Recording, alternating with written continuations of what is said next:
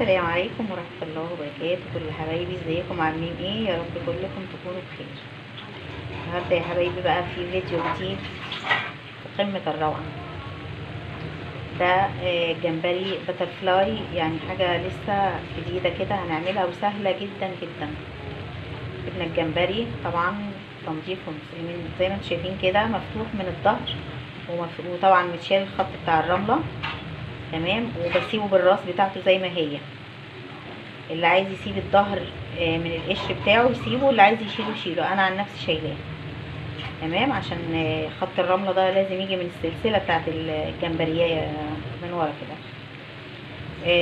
بيتغسل كويس جدا بعد ما بيتنضف طبعا، وبيتنقع في ميه وملح وشويه عصير ليمون، شويه صغيرين كده لمده نص ساعه مثلا.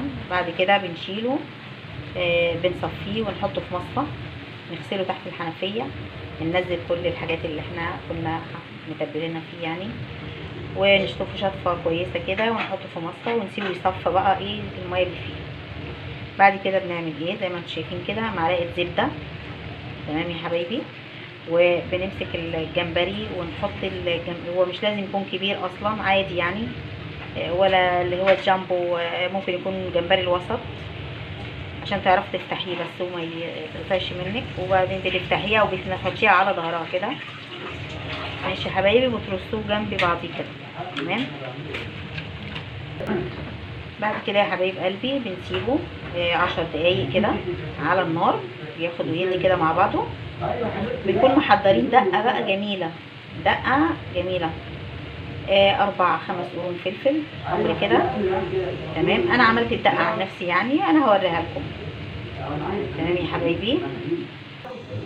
طبعا يا حبايب قلبي انا سبت الجمبري على النار وهديت عليه النار تمام، وعملت الدقه عباره عن راس توم حلوه كده كبيره، راس توم 5 6 قرون فلفل احمر براحتك، لان كل ما بيزيد الفلفل الاحمر كل ما بيخلي طعمه حلو وبيخلي اللون بتاعه نفسه جميل تمام يا حبايب قلبي. والملح والكمون وشويه بهارات سمك ماشي، معلقه صغيره من الخل ماشي يا حبيباتي، ماشي يا حبايبي. وطبعا ليمونه كبيره حلوه كده وتروح معصرينها. كل الحاجات دي بنحطهم في الكبه بتاعه الخلاط ونفرم فيهم لحد لما نوصل للشكل اللي انتوا شايفينه ده. بعد كده طبعا انا سايبه الجمبري على البوتاجاز لما يعني بياخد له 10 دقايق كده على النار، وبعد كده هنبدا نحط الخلطه الجميله بتاعته دي. اولا بيوفر معانا ان احنا يعني موضوع ان احنا نقلي وخلاص كده، يعني عايزين نغير بقى موضوع القلي ده والشوي وكده، عايزين نغير ناكل حاجه جديده بشكل جديد بطعم جديد تحفه. عايزه اقول لكم طعمه تحفه، البتر فلاي ده طعمه تحفه، مش هتبطلي تعمليه بجد. ماشي يا حبيب قلبي، الدقه كده خلصت. احنا دلوقتي هنروح علشان بس انا عايزه اقول لكم حاجه يا جماعه، الجمبري وانتوا بتنضفوه خدوا بالكم قوي، خط الرمله بيبقى في البطن وفي الظهر مش في الظهر بس، لان انا بفتحه من ظهره بجيب خط الرمل، هتلاقيه حاجه رفيعه زي الخيط كده اسمر تمام. تقلبي بقى الجمبريايه كده على بطنها كده على وشها كده، هتلاقي نفس الخط ده جوه في الجمبريه كده برضو. هتروحي جايبه برضو عندك خله عايزه تحطيها كده وتشدي تمام، انا بجيب السكينه وبروح فتحاها، بيروح الخط ده طالع معايا كده بكل سهوله. فانتوا ان شاء الله كده يعني لما تعملوه خدوا بالكم في خطين مش خط واحد، في الظهر واحد وفي البطن واحد بالنسبه لخط الرمله ده ماشي، لانه بيبقى طعم الجمبري مش كويس يعني، لما مش هنعرف ناكله هيقرمش بقى تحت اسناننا وكده ماشي يا حبايبي. بس فهو ده اللي كنت عايزه اقوله لكم بالنسبه لخط الرمله ده. كان كنت فاكره ان هو في الظهر بس، لا ده طلع في الظهر وفي البطن. والدقه زي ما قلت لكم يا حبايب قلبي، الفلفل مع الفلفل الاحمر ده حلو جدا وهو اللي بيخلي الشكل جميل والطعم احلى. الفلفل الاحمر مع الراس توم كبيره، مع الكمون مع الملح مع توابل السمك مع معلقه خل مع ليمونه حلوه كده بتتعصر عليها، وبعد كل ده بيتضرب في الخلاط في الكبه زي ما انتم شايفينها، بيبقى عامل زي الهريسه كده. يلا يا حبايبي اما نروح بقى نشوف الجمبري. ده الجمبري يا حبايبي، الجمبري خلاص على فكره استوى. انا هنزل دلوقتي بالخلطه وهوريكم شكله بقى جامد. بص يا حبايب قلبي شكل الجمبري بعد ما حطيت الخلطه تحفه. اللون بتاعه جميل جدا، كله متجانس كده مع بعضيه، ولونه وريحته مش عايزه اقول لكم رهيبه، ريحته حلوه جدا. ماشي، احنا بنسيبه طبعا شويه لما بياخد ويدي في الخلطه. تمام يا حبايبي، ماشي، عشان يشرب من الخلطه اللي احنا حاطينها. عايزه اقول لكم الريحه بسم الله ما شاء الله جامده جدا.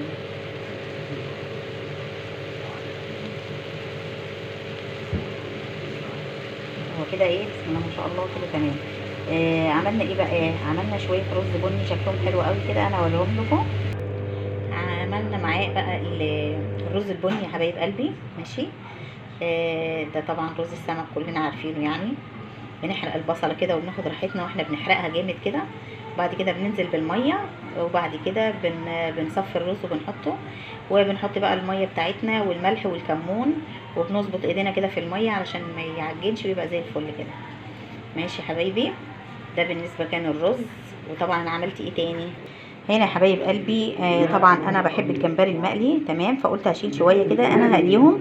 ماشي يا حبايبي، فطبعا عملت لهم التتبيله بتاعتهم. خدت معلقتين من الفلفل الاحمر ومن الدقه الجميله الخلطه دي، وحشيت بيهم الجمبري. وبعد كده سبتهم شويه لما شربوا، وبعد كده شلتهم علشان احطهم في دقيق واعملهم يعني عشان اقليهم. تمام يا حبايبي، فطبعا ده ايه بسم الله ما شاء الله. بصوا دي الجمبريه يعني، ده الحجم بتاعها بصوا عامل ازاي بسم الله ما شاء الله، لا قوه الا بالله. هي دي الجمبريه. ماشي يا حبايبي، اللهم صل على سيدنا محمد.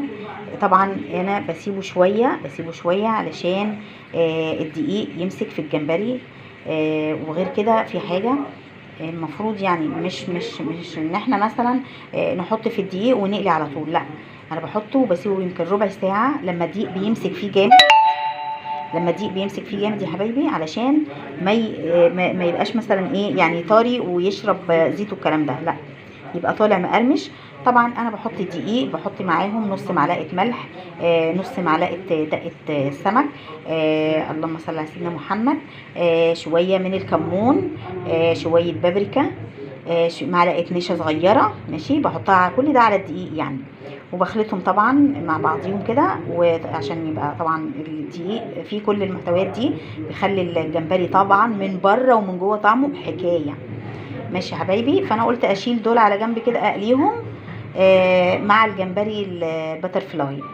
واحنا ورينا لكم الرز، مش فيش غير السلطه بس، هنعمل السلطه وان شاء الله هنخلص ونقدم الاكل ونوري لكم برده التركه يعني اخر تركايه كده في الفطار بتاع النهارده. ماشي يا حبايبي، ده يا حبايبي الجمبري المقلي بعد ما خلصنا، وده البتر فلاي. تمام يا حبايب قلبي، شفتوا شكله تحفه ازاي؟ ده الرز،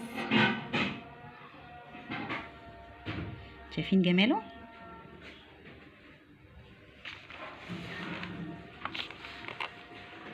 سهل جدا ولذيذ جدا، طعمه شكله ولونه وريحته تحفه، مفيش اسهل من كده. وتغيير يعني بعيد عن المقلي شويه، مع ان انا بحب المقلي بس برضو يعني ده تغيير كطعم وشكل حاجه جميله بصراحه يعني. المقلي برضو تحفه. تمام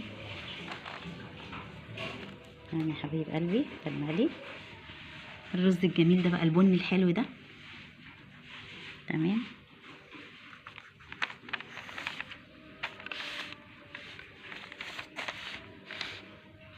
بقى السلطه الحلو ده. مينفعش اسماك من غير سلطه، ما ينفعش خالص، ولا اي اكل بصراحه يعني، وبالذات في رمضان يعني.